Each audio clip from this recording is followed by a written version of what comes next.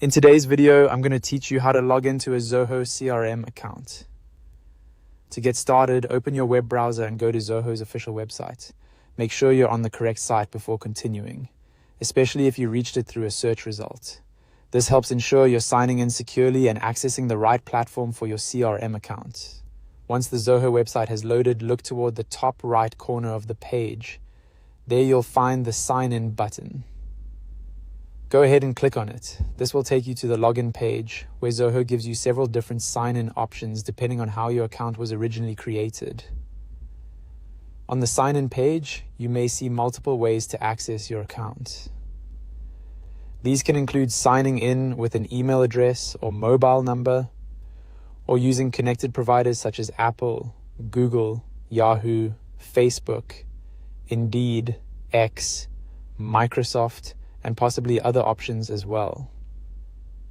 The important thing here is to choose the same method you used when you first signed up for Zoho.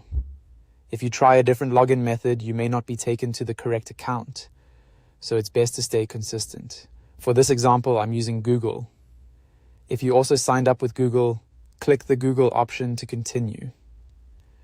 At this point, if your Google account is already signed in on your browser, you may simply be asked to select that account from the list. This makes the process very quick and convenient. If you don't already have the right Google account signed in, click Use Another Account. Then enter your Google login details and continue through the prompts. Take your time here and make sure you choose the correct account if you manage more than one. That can help avoid confusion and make sure you land in the right Zoho CRM workspace.